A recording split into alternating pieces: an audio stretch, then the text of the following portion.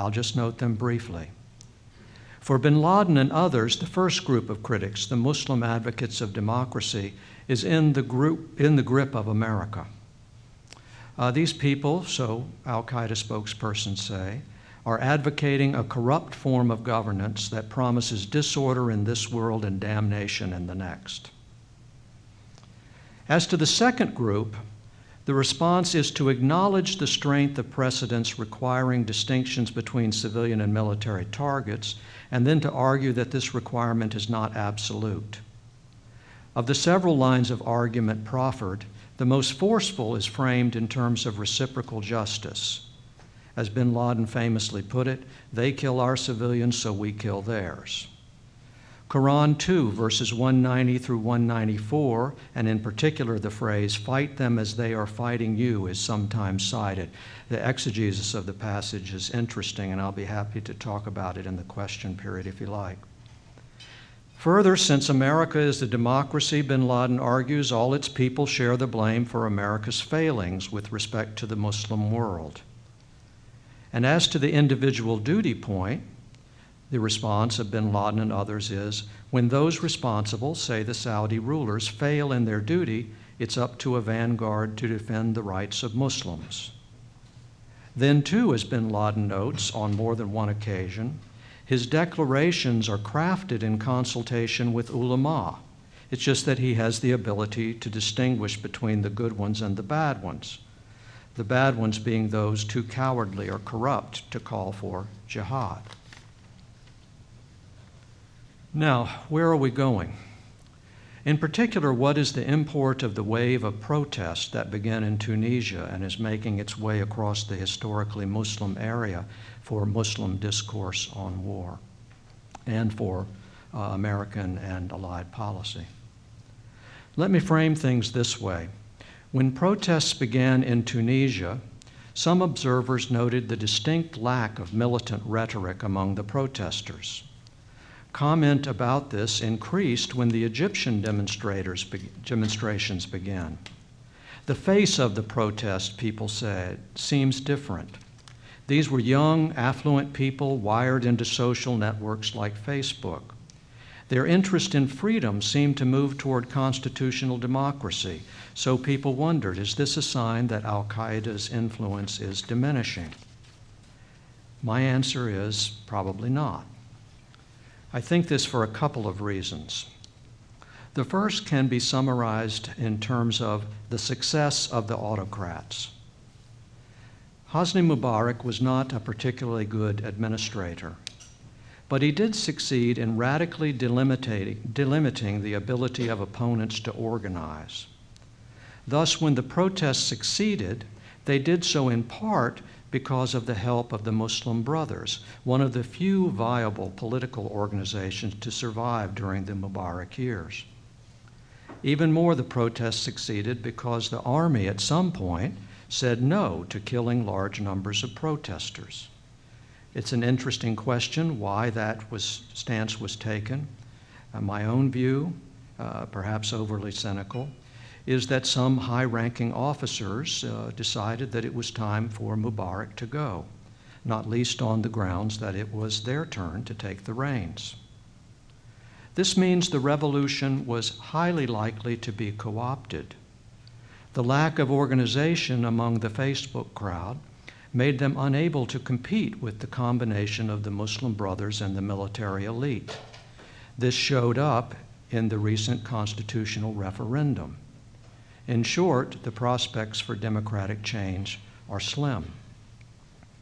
The success of autocrats in cutting off channels of dissent is even more pronounced in Libya, Yemen, and if it comes to it, Syria. In these states, the deposition of rulers is likely to leave a great void, and it's likely that the resulting chaos will be sufficient to require stabilization by an international presence. The combination of civil strife and foreign influence will be ideal for al-Qaeda's decentralized, entrepreneurial, opportunistic approach. In short, I'm saying that the arguments occasioned by the claims of al-Qaeda are going to be with us for the foreseeable future because al-Qaeda is going to be with us for the foreseeable future. American and allied policymakers will be faced with the task of crafting an approach that can address this challenge, even as we have been so faced for the last 10 years. So far, the two proposals we have focus on counterinsurgency, as articulated by Generals Petraeus, McChrystal, and others, and the kind of counterterrorism that was used as a catchphrase for the position associated with Vice President Biden in 2009 when there was the debate over ratcheting up the number of forces in Afghanistan, that is, use of more targeted killings, drones, and so on. Neither one quite fits with the nature of al-Qaeda, which is probably why we are doing both, trying to clear, hold, and build territory on the one hand, and employing drones in a program of targeted killings on the other. Of the two, counterinsurgency is the best designed to exploit the weakest point in al-Qaeda's case for legitimacy, that is, its penchant for killing civilians. But COIN is also extremely demanding, and so long as the enemy can find safe haven by crossing borders, it's difficult to find success. The kind of counterterrorism associated with the vice president, at least back a couple of years ago, by contrast seems less labor-intensive, though it allows the enemy to present pictures intended to highlight bin Laden's justification. They kill our civilians, we kill theirs. The intra-Muslim debate is thus going to continue, with the strongest criticisms of al-Qaeda focusing on its tactics. At the same time, the odd nature of this group will make it difficult for anyone to mount a successful campaign against it. Al-Qaeda is neither a traditional counterinsurgency nor a traditional terror group. It combines elements of both, not least because it regards the world as a single battlefield. In terms of the title of a text by Asuri, who was an al-Qaeda strategist taken captive in Pakistan in 2005, it is a call for global Islamic resistance. It seems nearly impossible to fight the group without doing things that lend support ultimately to its narrative of an international order designed to suppress Islam. And so I think when we look into our crystal ball and ask where this tradition is going, we're likely to think that we've seen this movie already. Thanks.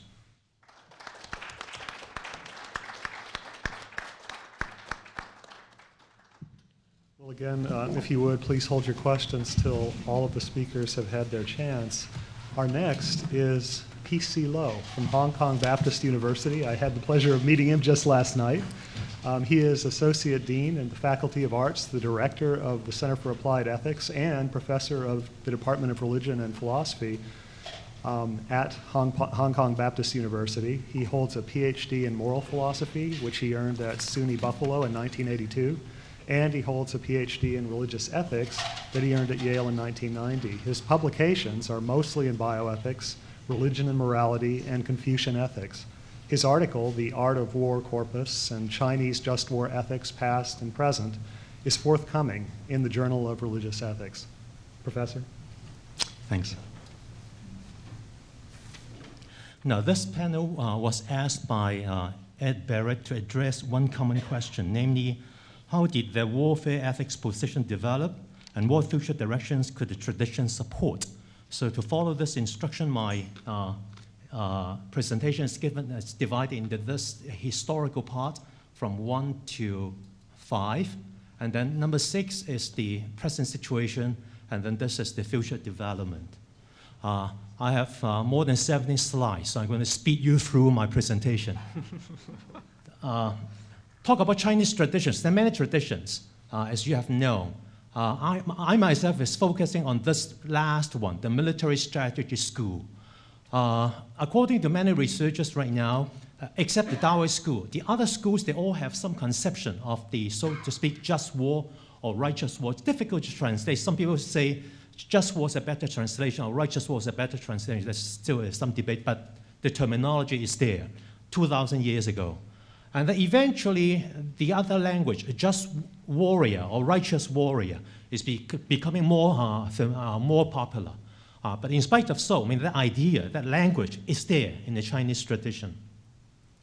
Okay, then I want to talk, why do I want to pick on that particular school? Because there's a continuity between that school and the PLA today, which they self-consciously are trying to inherit such a rich heritage of the military strategy school. So it is only natural that they would endorse a certain version of the warfare ethics.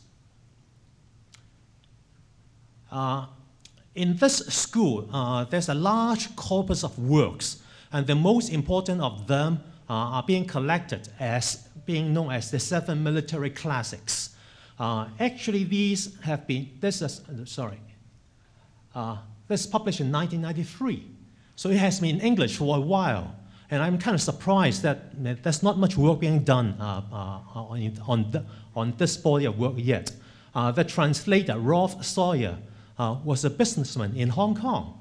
It is in Hong Kong that he gets in touch with all these books and how the people apply them in the business world and so on and so forth. And then he made a career translating all these works into English.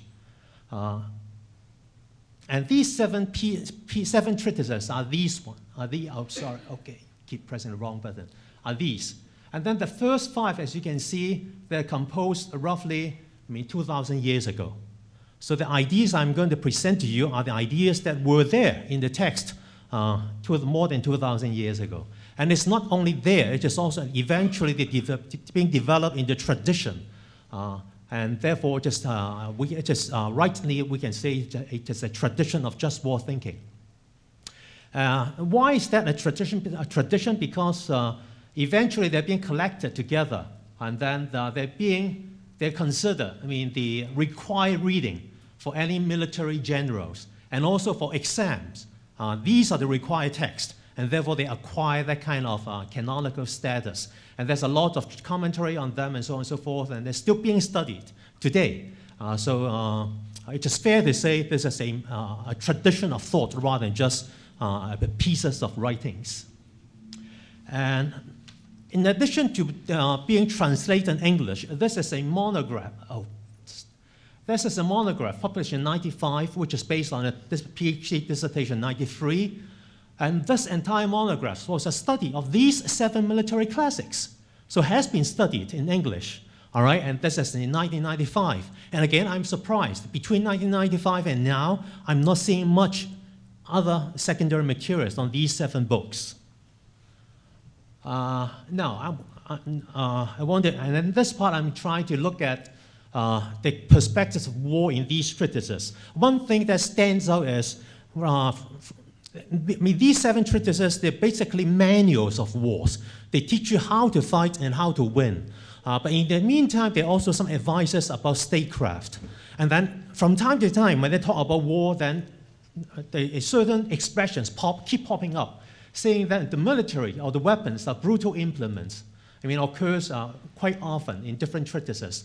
Or another way of putting it is they are ominous instruments. So while they are advising people how to fight and how to win, they at the same time acknowledging there's something not right about what we are doing. And then also that another point is they're not just producing manuals of how to win at all costs. They're at the same time acknowledging that you need to distinguish between a right war and a wrong war.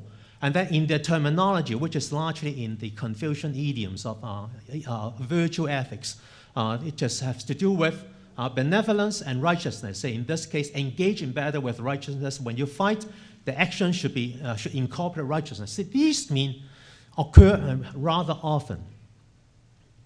So for them, the view of war is they look at war as necessary evil. It is bad, tragic, but it should be reluctantly resorted to only as a last resort. Now, I think this is something I would appreciate what they are saying, because They are the moralists within the military profession. For someone like myself, I would consider myself a moralist on the sideline.